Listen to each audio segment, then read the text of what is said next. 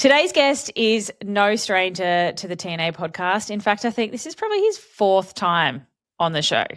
Nothing like a high achiever. You might remember Steve Duquette from episode 89, where we dove into a bit of a case study around his transformation from cycling to becoming a triathlete. We talked about his background and his journey into triathlon and some of the crazy advice that he has been given by well-meaning training buddies, but probably didn't set him up on the right foot. He was also in episode 171, Steve's insider secrets to his massive 64-minute PB at Sunshine Coast 70.3 last year, where we unpacked just everything he did to smash that race, including how the Triathlon Nutrition Academy helped dial in his nutrition and finally stop his pesky cramping that was so debilitating for him. And that performance, I think, is probably the race that gave him the confidence to take on the full distance event that we are talking about today. And then most recently, he had a little cameo on episode 200 to help me celebrate that massive milestone, where Steve shared some of his biggest game-changing strategies and light bulb moments after working with me for, I think the last 2 years. This time we're here to talk about the big one, Steve's very first Ironman at Ironman Canada in Ottawa, nice and close to home for him. And I know that there are plenty of triathletes out there that are listening to this in the exact same position that Steve was in, either thinking about doing their very first Ironman or already deep in some preparation for it. So Steve is going to take us through what it was like tackling that massive milestone, the role nutrition played in making him feel amazing all day, and his advice to help you on your own path to the finish line if that's what you're trying to do at the moment. And, if dialing in nutrition is on your to-do list this year, then our final Triathlon Nutrition Academy cohort starts on October 4th. You can register your interest at dietitianapproved.com/academy. All right, Steve, let's get into it. Welcome to the Triathlon Nutrition Academy podcast. The secret weapon in your ears for triathletes who want to get fitter, faster, stronger, and healthier with evidence-based nutrition.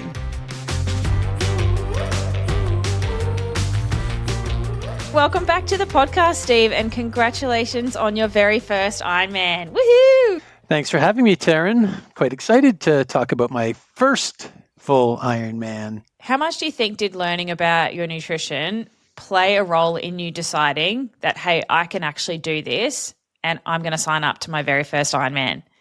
If you were to ask me 3 years ago or so when I started doing these triathlons, I would have never dreamed that I was able to do a full Ironman. Like, it was too daunting. Like, just thinking about those distances of the swim, the bike, the run, truly overwhelming just to think about. Yeah, I mean, the nutrition aspect has made a huge difference for me. And you kind of alluded to that with the cramping part. I've had issues in the past. And I think, through the TNA program, we kind of figured out the whole cramping issue and what was going on.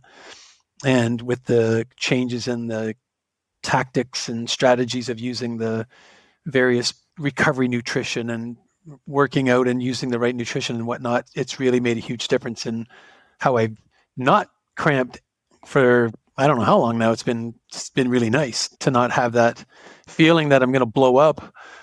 Made a big difference for sure. I think Sunny Coast last year was the first race that you did where you didn't cramp and you were like, hang on a minute, there is another way. Like, that was the light at the end of the tunnel. Like, there is a life without these debilitating cramps. And then the world is your oyster after that. Yeah, I mean, I said it before, like at Sunny Coast, I remember thinking to myself, okay, well, when's it going to happen? When are the cramps going to come? I'm on the bike.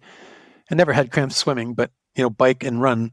And, I kept thinking to myself, when am I going to feel that tweaky, muscle thing in my hamstrings or my quads? And it didn't happen on the bike. And then I got on the run and, again, I'm thinking, when's it going to happen? And it never, ever happened. And I got done the race and I'm like, oh my gosh, like, this is crazy. Like, it just felt so good. And I remember saying, like, this is enjoyable. It's not supposed to be, so ugly and painful, because I really was at the point where this is not fun. So if it's not fun, it's not worth doing. And so that was really nice to be able to figure that out.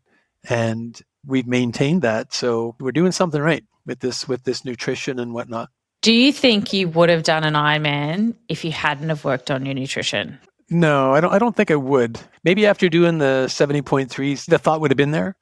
But at the same time, looking back to what I was doing before I learned a lot of, proper nutrition habits, there's no way that I would have been able, I would have been scrambling around just making shit up and hoping for the best. I wouldn't have had a viable strategy. I would have thought I did. In my mind, I would have thought, oh, yeah, this is going to work. And it probably wouldn't have worked. So, yeah, I can't imagine. This thing's a monster to prep for a full Ironman. I mean, I know people that do way more of these than I've ever done. And this was my first one.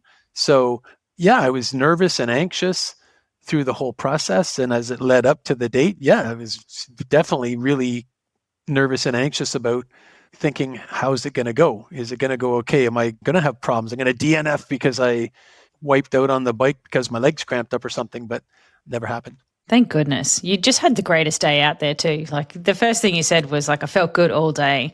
So can you take us back before race day though?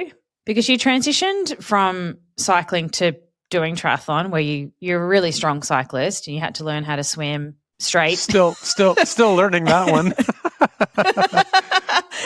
That's a whole nother story if you've listened to that episode with Steve. Once you got into triathlon, I think you relatively quickly escalated to the 70.3 distance. And a lot of triathletes are in that same sort of boat as you. What do you think are some of those biggest changes that you made with your training and nutrition to go from that baseline triathlon training to then step up to full distance training?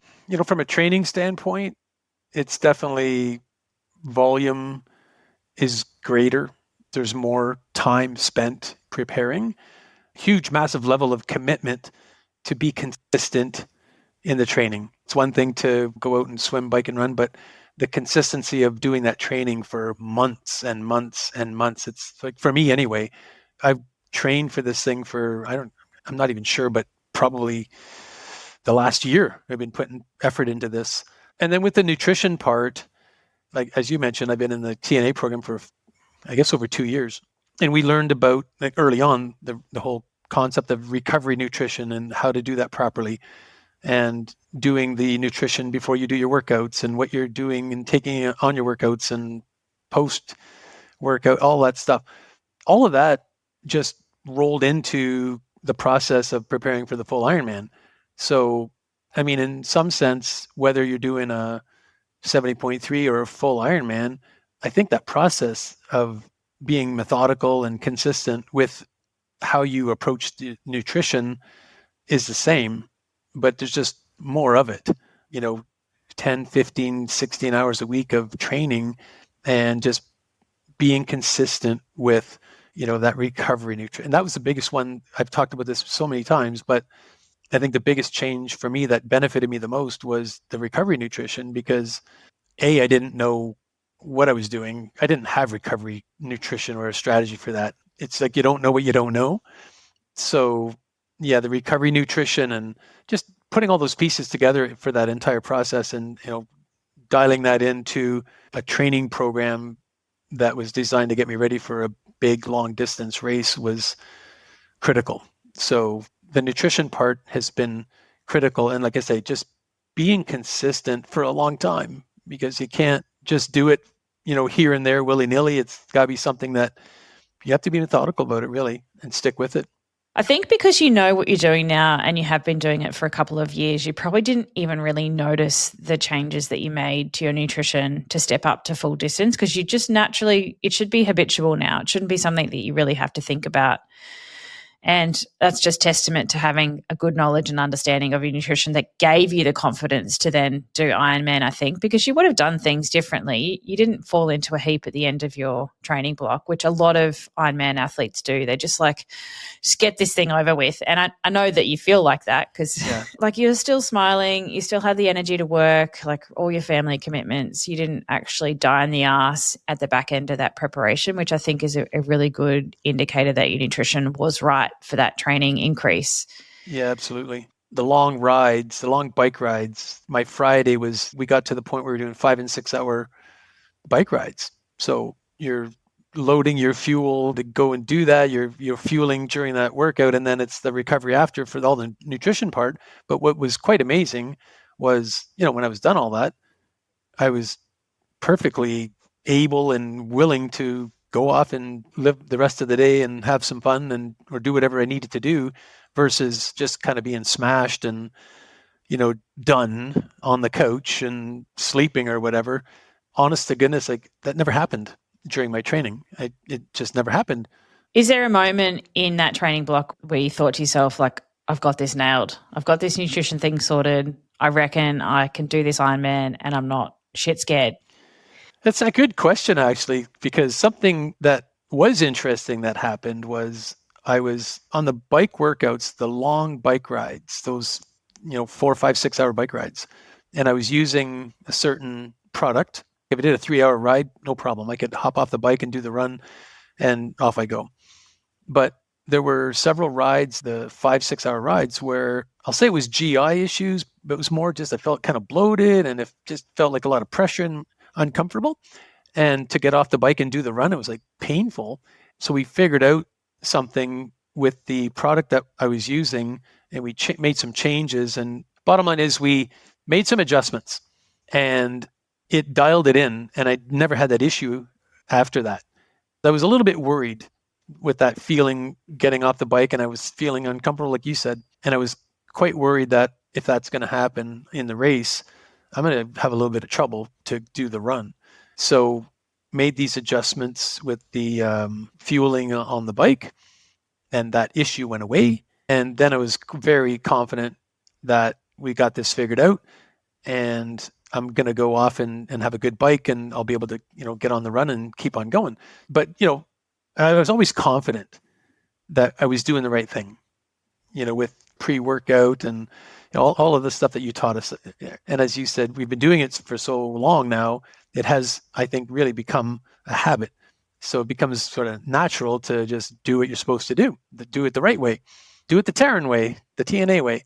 How much of your confidence in Ironman do you think came from absorbing the training versus how much came from just knowing your nutrition inside and out? I mean, certainly you have to put in the training. So you mentioned swimming. So the thing for me with swimming is that I'm not the fastest swimmer. However, I put a lot of time and effort into developing and working on my technique. I went to a pool school, and what was happening with my longer swims closer to the race was, I could swim 2, 3, and 4,000 meters and hop out of the water and feel fresh, like honest to goodness. So my goal with the swim was to be able to do the swim. I wasn't too concerned about doing this awesome. I'm not going to be in the front pack. I know that. I'm not going to be there. But I was going to get out of the water and I'm not going to be gassed. And I'm going to get on the bike and I'm going to go. I'm going to have a good bike and I'm going to have a decent run. So again, consistency, I think, was huge. You just have to be consistent with the training. So that was very important. But the nutrition part, I think, is equally important, at least equally important. If I had to put a weighting on those things, I think we can underestimate the importance of, what you're putting in your body. When you're doing all this training, what are you putting in your body? What carbs and proteins and fats and electrolytes and so what are you putting in there to support that training? So again, if you don't have a plan, if you don't know what you don't know, then good luck to you, right? So when I go back to the first 70.3 I did several years ago, that's what it was. I didn't know what the hell I was doing, and I was eating a bunch of shit, and well-meaning other people, triathletes and whatnot, are giving advice, if you will. It's one of those things that what works for them. I think many of us, myself included, think, well, if it works for them, that must be a good thing. So it's probably going to work for me. Well, guess what? It doesn't always work that way. Anyway, it was terrible. It's hilarious to think about how bad that was compared to what I'm doing now. We've all got to have those in our history, I think. Ideally, it'd be great if we didn't, but you learn something from those mistakes as long as you're moving forwards. Failure is okay. I mean, you learn. If you don't learn from your failure, then that's a different issue. But I think for me, I feel like I've learned quite a bit from my failure. So if we can go to race day, you said you just felt amazing all day and you went into that race, with a sore knee, a sore back. What do you think were some of those key parts, though, of your nutrition and hydration strategy that just made feeling amazing all day possible despite having a dodgy knee, dodgy back? Leading up to the race, you taught us how to properly carb load. Not to give away TNA secrets, but carb loading's not having a plate of pasta the night before. I was pretty meticulous about carb loading leading up to the race. Race day, up at 3:00 in the morning, a little bit of a zombie, but putting in my breakfast, my nutrition, and what I needed to put in. We knew weeks ahead of time what my fueling strategy was going to be, starting from 3:00 in the morning throughout the entire day. Having that written plan was absolutely critical, and sticking to that plan in the sense that, as long as it was working throughout the day, we're sticking to the plan because it's working. And yeah, it made all the difference in the world. I was amazed again, I got out of the swim, hopped on the bike, 5 hours and 41 minutes for the 180K. So I did a pretty decent bike, and it was a hot day, but, just kept putting in, the stuff that I had, the nutrition that I had, hydrating really well, notwithstanding a sore knee and a sore lower back. Like throughout the entire day, there was never a point where I felt like, oh my gosh, my stomach feels like crap. I'm going to die here or whatever. I was smiling and talking to the volunteers as I was going by and waving and having a good old time, right? Don't get me wrong. People are suffering. It was hot, and especially in that run. But at the same time, I was smiling and chatting with people and telling the volunteers how great they were and whatnot. And, you're feeling good when you can do that kind of stuff, I think. So there was no point in the race where you thought, oh shit, this is going to go pear-shaped here, or I'm going to blow up, or my legs are going to cramp, or my knee's not going to be able to cope. No, and honest to good, I actually thought there was a little bit of me in the back of my mind where I thought 180K bike, there's probably a decent chance at about 110 to 130K and something's going to go south. The run was a run walk, and my strategy, even without the bad knee and whatnot, was always going to be a run walk. But it just turned into more little bit longer walking and somewhat less running, and so the whole overall pace was slower. But again, I just, like, my stomach felt great the entire day. I used the aid stations to my benefit with the water, with the ice, trying to keep yourself cool and keep yourself hydrated, but I also had my nutrition that I was taking in on a regular basis. And yeah, it went really well. I mean, don't get me wrong. Like, when it was all said and done, it's very interesting how the human body can go through so much. I didn't realize, or I forgot, that you're supposed to ring the bell as a first timer. Didn't even think about the bell. Too busy getting to the finish line. I know. As a friend of mine who's one of the race officials, he told me the day before, he goes, when you do get done, don't sit down, don't bend over, just walk around. Your volunteers are going to keep, because you could have issues, I guess, with passing out and stuff. But it was very interesting because I went that whole day and felt great all day. But when I did get done, I was like, oh boy, like, I am pretty pooched right now. I don't know if I would ever got through it without having a really solid strategy for my fueling and my hydration and electrolytes, everything in there. That was something that we did that was all dialed in well ahead of time. Particularly being a hot day, because you're a very heavy sweater, and just keeping pace with that on a daily basis is a challenge for you. Because there was bushfires, right? And it was crazy hot, and they were even going to call it off because of the smoke. Like, that's how hot we're talking. Yeah, that same race official, because he's talking to all the other officials, he said to us, sort of in confidence, he was like, on the night before, he said, like, there's an 80% chance this thing's going to get canceled tomorrow. And you mentioned the sweating and the electrolytes and stuff. And that was, I think, another key thing. There's the fueling part, but for me, there's also the electrolyte part. And so we figured out, I purchased a product that allowed me to do some sweat testing that indicated how much I'm sweating in terms of the fluids, but also the sodium. And it was not a surprise, but it quantified things. And so I was able to use that to ensure that I was putting in enough of the electrolytes. And I do think that made a big difference because I dialed that in on race day. So again, I'm assuming it's a pretty big reason why I never had that sensation where, oh boy, something's going to go here. Yeah. Never happened. Do you think that understanding your plan, like truly understanding your plan and the why behind all of your fueling strategy and your fueling choices, is one of the key things that gave you that confidence to do an Ironman in the first place? Absolutely. You can wing it and hope for the best, but we all know hope is not a strategy. In the TNA program, you've put together some pretty awesome spreadsheets that we use to dial in our fueling strategy, our carb loading strategy. I love data and I'm a little bit geeky that way. So having the spreadsheet and having the numbers and everything there in terms of, what am I going to do hour one on the bike, hour two on the bike, and so on and so forth. To me, that's the peace of mind, like, because I can envision race day and think, okay, this is how it's going to go. I'm going to be doing this, this, and this throughout the day.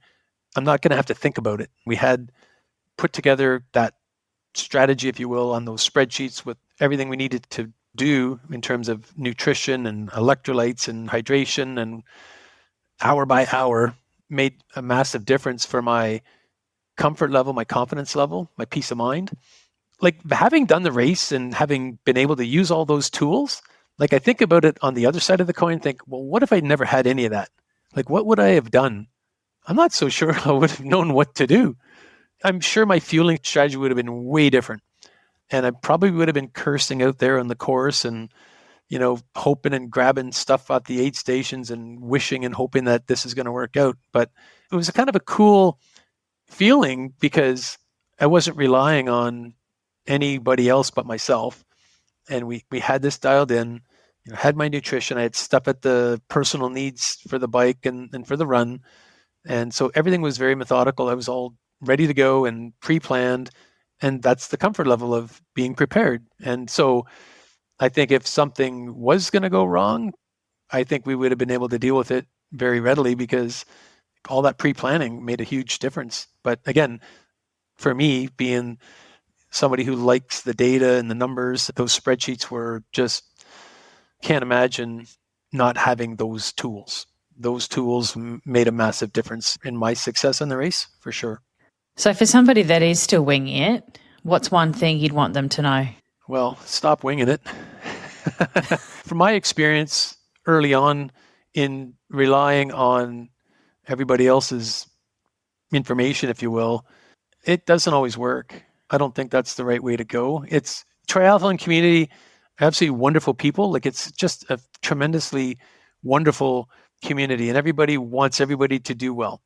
But, I think about it in the sense that there are people that know so much more about certain things than we do. So when it comes to nutrition, for example, and plug for TNA here, but you're a registered advanced sports dietitian. If I'm going to have to fix my vehicle, like, I'm not doing that myself because these things are really complicated. I'm going to go and see somebody who knows what they're doing and bring it to the shop and get a proper technician to do it. So yeah, my advice would be, seek out the experts and, utilize their knowledge and experience. And I didn't know what I didn't know.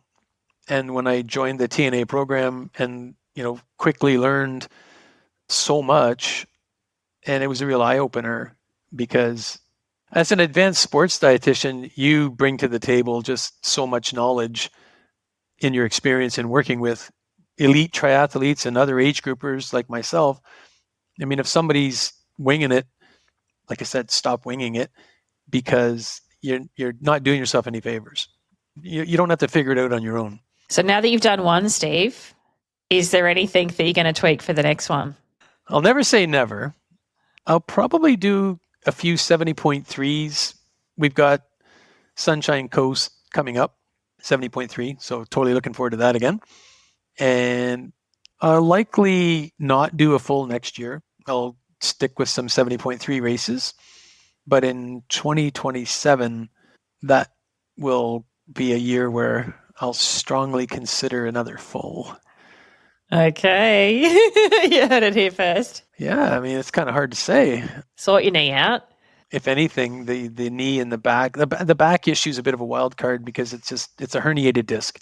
And so I could turn the wrong way and, have 2 weeks of out of commission. But I'm going to get the knee. We're going to do some physio to look at the knee and see what we can do there and, just get that stronger, if you will.